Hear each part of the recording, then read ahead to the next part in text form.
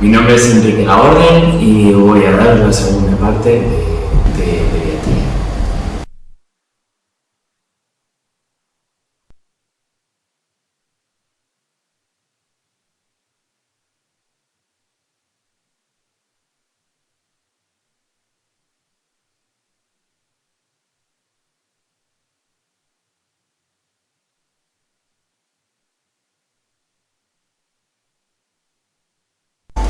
Comenzamos con la nefrourología pediátrica.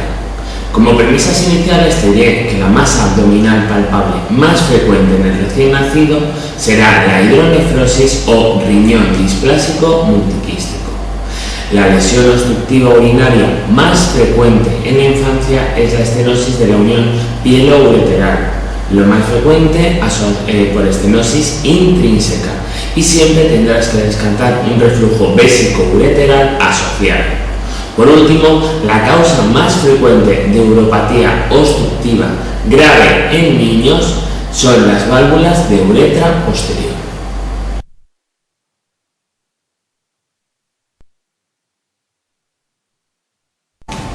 La infección urinaria en la edad pediátrica es más frecuente en el sexo femenino, salvo en el primer año de vida, en el que se encuentra con mayor incidencia en el sexo masculino, debido al mayor número de malformaciones congénitas asociadas. Por eso, la opción 1 es la falsa. Como dice la opción 4, hasta el 25% de los niños menores de 10 años con bacteriuria asintomática o sintomática, es decir, una infección urinaria, poseen un reflujo vésico-ureteral. ¿Por qué la importancia del reflujo vésico-ureteral? Porque la nefropatía, como dice la opción 2, por reflujo, es la causa más frecuente de hipertensión en la infancia y es responsable hasta de un 15% de los casos de insuficiencia renal terminal, por lo cual esta opción también es correcta. Gérmenes más frecuentes responsables de la infección urinaria en el niño. Recuerda los gram negativos de la flora intestinal, E. coli, Klebsiella y Proteus. Efectivamente, como dice la opción 3, cuanto menor es la edad del niño, más inespecífica es su clínica, de tal forma que en el periodo de lactante nos encontraremos síntomas como una ictericia, un fallo de medro, manifestaciones incluso digestivas. Por último, la realización de ecografía, gammagrafía renal, DMSA y cistografía se indica con independencia de edad y sexo ante una clínica de ictus sugestiva debido a su asociación con el reflujo vesicoureteral y el desarrollo de cicatrices renales, como veremos posteriormente.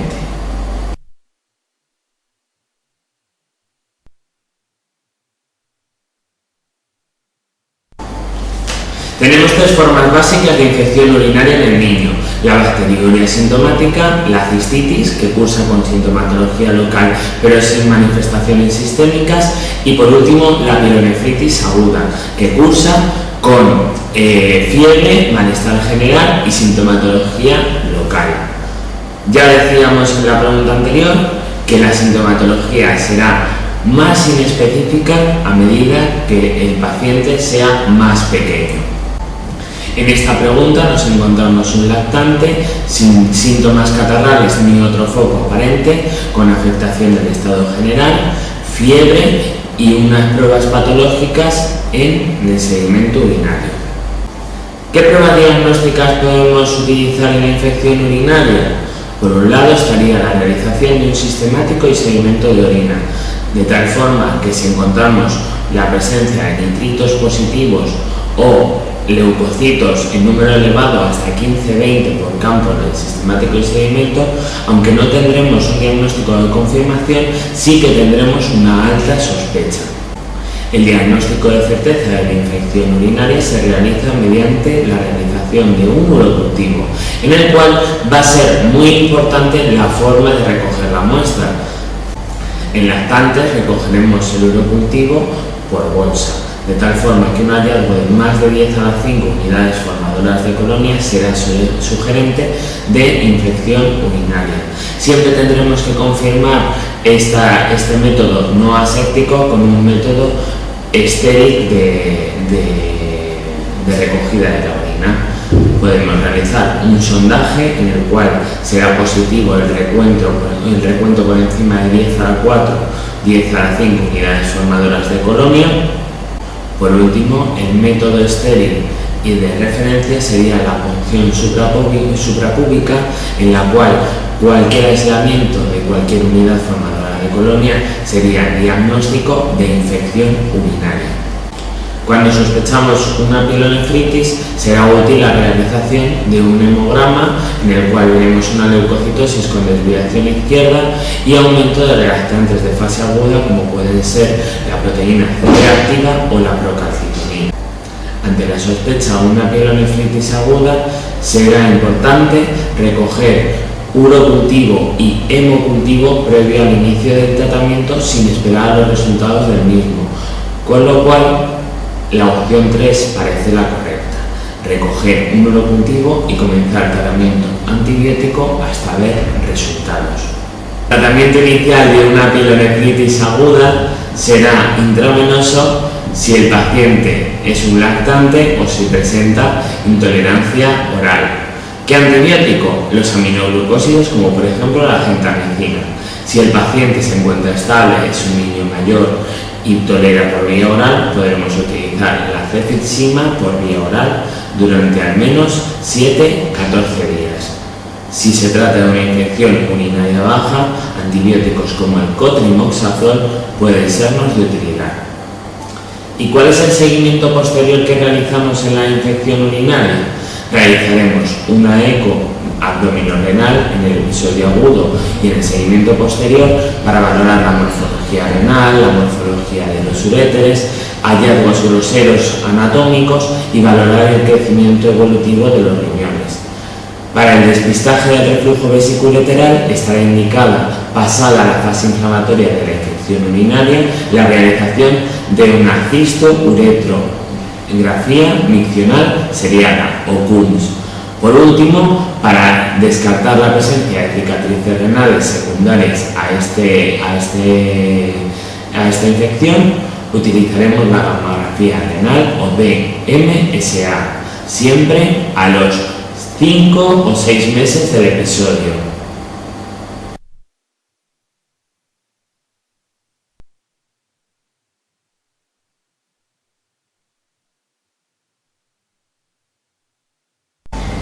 Como hemos visto, el reflujo vesiculolateral en la infancia se encuentra relacionado con la presencia de infección urinaria en la misma. En la opción 1 vemos que el reflujo vesiculolateral primario se debe fundamentalmente a una anomalía congénita de la unión uretero-vesical. La opción 2 nos recuerda el reflujo vesicoureteral secundario, como por ejemplo el debido a una duplicación ureteral. Recuerda que en este caso el reflujo es más frecuente en el uréter, que drena el polo inferior renal y que se introduce en la vejiga en el punto más alto y lateralizado. Según la histografía, y como podéis ver en la diapositiva, el reflujo vesiculolateral se puede diferenciar en 5 tipos o estadios en función de la imagen en la histografía. Reflujo vesiculolateral grado 1, cuando hay un reflujo desde la vejiga hacia la parte más distal del uréter sin distorsionarlo, y reflujo vesiculolateral grado 2, cuando asciende sin distorsionar el uréter hasta la pelvis renal. Reflujo vesiculolateral grado 3, cuando el reflujo distiende parcialmente el uréter en su porción más distal. Reflujo vesiculolateral grado 4, cuando distorsiona todo el trayecto del uréter. Y por último, reflujo vesiculolateral grado 5, cuando además de distorsionar el uréter, distorsiona la pelvis renal. El manejo inicial de un reflujo vesiculolateral depende de su grado. Los de bajo grado, esto es reflujo grado 1, grado 2, grado 3, se beneficiarán de esperar controles evolutivos para valorar la regresión espontánea del mismo y el uso de la profilaxis antibiótica para disminuir el riesgo de infecciones urinarias. En los reflujos de alto grado, grado 4 o grado 5, el tratamiento de elección será la cirugía, con lo cual la opción 4 es la falsa, puesto que estos reflujos no suelen regresar de manera espontánea. Como dice la opción 5, los resultados de la cirugía antirreflujo vesicoveteral son excelentes.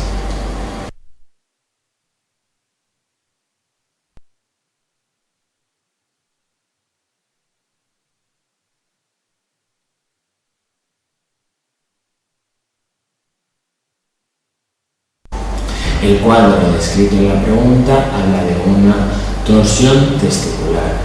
Esta torsión testicular es más frecuente en los niños mayores de 12 años y suele cursar con dolor brusco, con afectación del estado general y tumefacción y dolor a nivel escrotal.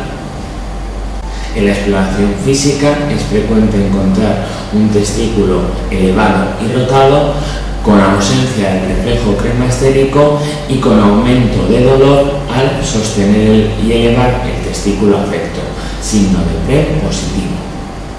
Si el paciente presenta una torsión testicular, destacará la ausencia de fiebre y de síndrome miccional asociado. El diagnóstico fundamental es clínico, pero el diagnóstico de confirmación será dado por la ecografía Doppler. Como dice la opción 4, el tratamiento óptimo es la cirugía inmediata. Si el paciente lleva menos de 6 horas de evolución, se puede intentar la desrotación manual. Sin embargo, si lleva más de 6 horas, hay riesgo de necrosis del testículo, por lo cual el tratamiento óptimo será la desrotación quirúrgica, con fijación del testículo contralateral. Ante presencia de necrosis testicular, estará indicada la realización de una orquiectomía. La opción 2 describe otra causa de escroto agudo, que es la torsión del apéndice testicular.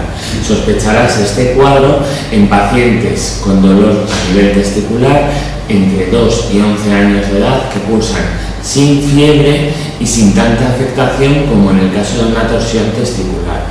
En este caso, el signo de PREM será negativo y el tratamiento será conservador con antiinflamatorios. Por último, la opción 3 también es correcta. En niños mayores de 13 años debemos hacer el diagnóstico diferencial con la orquioepididimitis. Esta es una causa infecciosa de escroto agudo. Recuerda este cuadro en pacientes jóvenes sexualmente activos, en menores de 35 años, como agentes etiológicos más frecuentes, Neisseria gonorrea, Clamidia trachomatis, y en mayores de 35 años, el E. coli. Este cuadro cursa con fiebre, síntomas miccionales y dolor testicular. Como tratamiento, antibióticos y antiinflamatorios.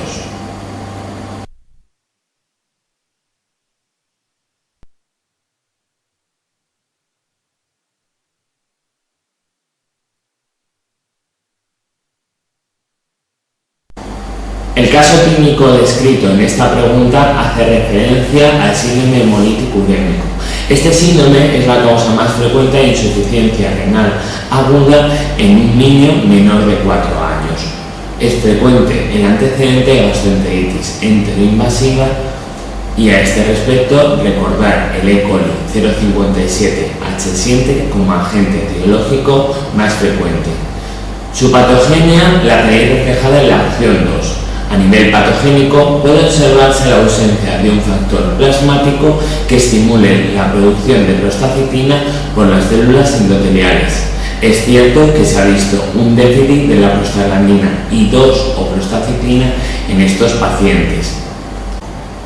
Este cuadro favorecería la formación de una lesión endotelial a nivel del lecho renal con la consiguiente formación de trombos.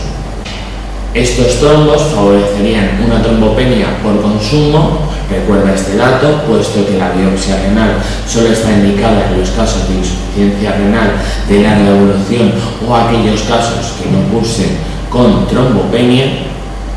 Produciría también una anemia hemolítica microangiopática, que sería que los hematíes, al chocar contra esta red de plaquetas, se fragmentarían, produciendo una hemólisis traumática con la presencia de esquistocitos en sangre periférica.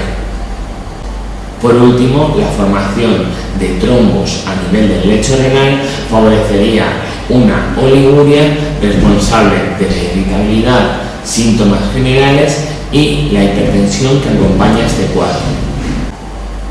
La opción 4 y la opción 5 de la pregunta también son falsas, puesto que la mayor parte de los pacientes sí que recuperan la función renal, aunque inicialmente son candidatos de diálisis peritoneal, y no es frecuente la recidiva del proceso. Por tanto, la respuesta correcta a esta pregunta es la 2.